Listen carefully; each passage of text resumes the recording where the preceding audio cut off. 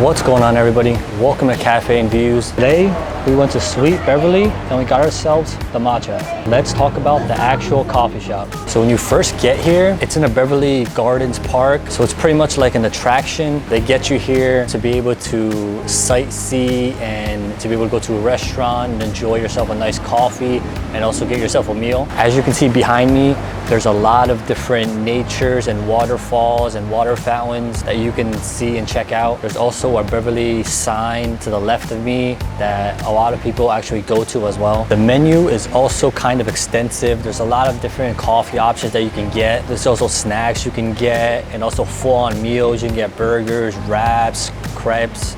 You get a lot of different things as opposed to just a coffee or some snacks. This is also an area where you want to unwind and enjoy. And if you're in the Beverly Rodeo area, come to this area, be able to enjoy a nice cup of coffee, relax, unwind. And the shop is also kind of tucked away. You have to go through a long hallway just to get to the shop if you're going from one entrance, but the other entrance, it's pretty much right there as soon as you turn the corner. And there's a lot of seating outside. There's over 20, 30 different chairs and tables that you could sit at. And there's also tables that you can reserve that are in the shade so you're not out in the hot sun. Let's talk about acidity. Because this is matcha, I'm kind of getting that blueberry tea type of feeling from it. It's immediately sweet. It's not sour at all. This is more so sweeter than a lot of different coffees that I've had.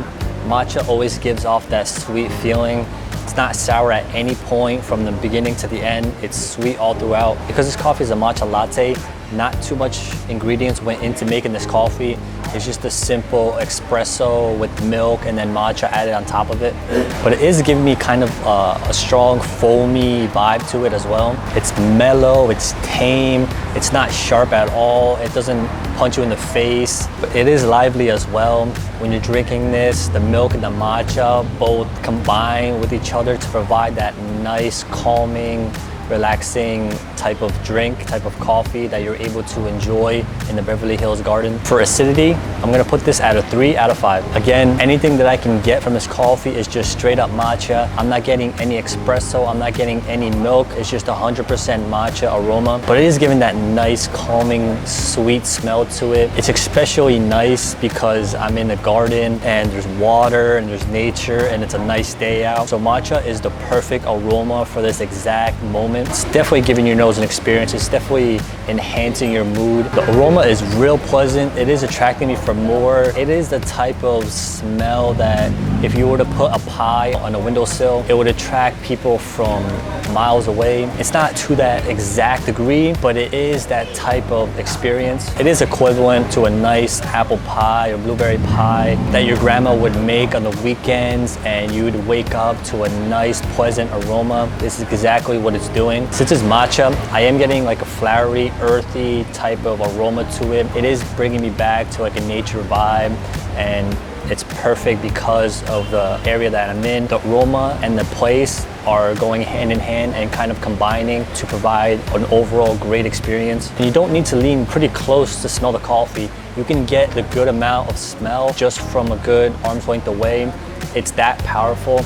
It's not, you don't have to put your nose right up against it. For aroma, I'm gonna give it a 4 out of 5. And the flavor from the matcha is real potent, so it tastes real. It's not watered down at all. So the aroma and the flavors go hand in hand, and you're getting the same exact all throughout. Although the flavor is a little bit more pronounced, but it's almost an exact copy of each other. So if you drink matcha here and you go somewhere else and drink matcha as well, it's gonna put you in the same type of environment, in the same type of area that you're at right now.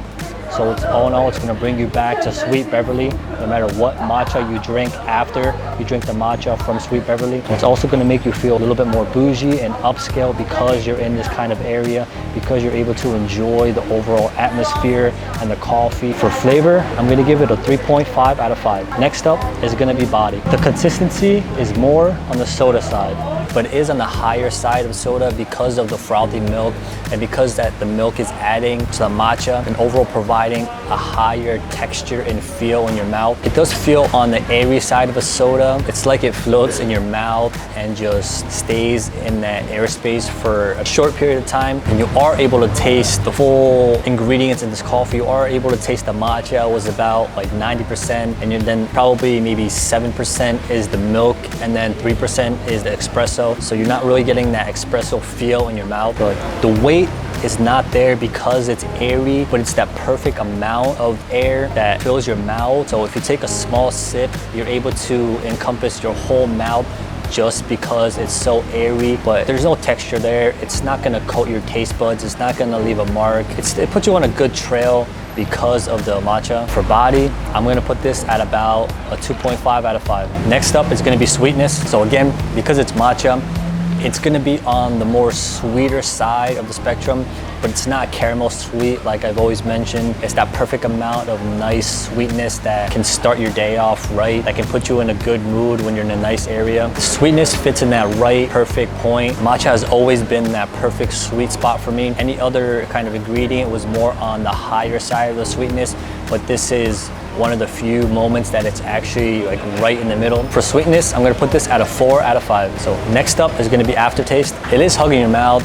It is coating your whole mouth by providing that airy feeling. It is sticking around for a lot longer than a lot of coffees would. Matcha tends to be that ingredient that lingers for a longer period of time, even after you swallow the coffee. So if you're not into ingredients sticking around for a minute or so, you're not gonna like the matcha. But this is smooth, goes down your throat in a smooth fashion. It's not harsh at all. It's not sour, so it's not gonna make you pucker up. It's just gonna be a nice, calming, smooth sensation all throughout. For aftertaste, I'm gonna put this at about a 3.5 out of 5.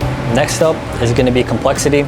So since it's at a pretty nice area and it's a nice looking coffee shop, I'm gonna combine that with the complexity of the coffee and then the complexity of the looks as well. So it's gonna be 3 parts. For the area, it's really complex. It's a nice area. You get to, it's bigger than the rest that I've been to. You're able to see a lot of gardens. You're able to enjoy the air. You're able to go in the shade if you want to. You're also able to enjoy the water fountains. Then the complexity of the coffee is also not there because it's just a simple matcha and espresso and milk, but they do provide that holder in the coffee cup. So the branding is there. You're able to see the sweet Beverly logo and also the different kind of flavors in the back. So if you get a dark roast, medium roast, latte, matcha, they're able to check it off at the back so you know exactly what you're getting. They also put their name on the coffee cup just like Starbucks does. Just by having that simple matcha ingredient, it's not complex. So for complexity,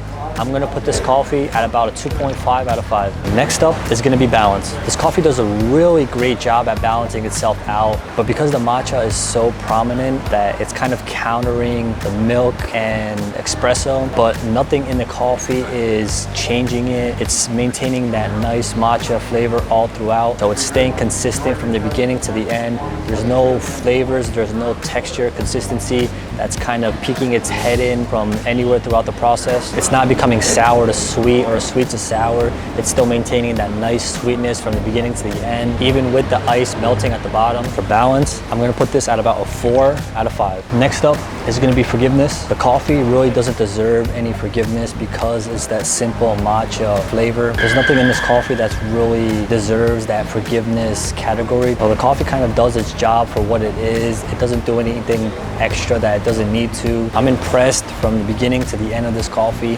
It's doing what it needs to. It's giving that extra mile in terms of what matcha is actually doing. In a way, this coffee is actually better than just the typical matcha flavors that you would get. For forgiveness, I'm gonna put this at a 4 out of 5. Lastly, it's gonna be versatility. I'm gonna put this coffee in the high levels of versatility because it's not giving you that super extravagant experience, and it's also just a simple matcha. For a day like this, it's just providing that nice experience and aroma and flavor and everything else that this coffee offers. So you can grab this at any point throughout the day, the week, nighttime. You could choose to get an extra shot of espresso if you want matcha to really wake you up. But for that one espresso shot, it's perfect and It does what it needs to throughout the day. So this is more so perfect for the afternoon and the evening, more so than the morning, because in the morning, this coffee is not gonna wake you up as much, but you're still able to get this coffee. For versatility, I'm gonna put this at a 4.5 out of 5. All in all, the matcha latte from Sweet Beverly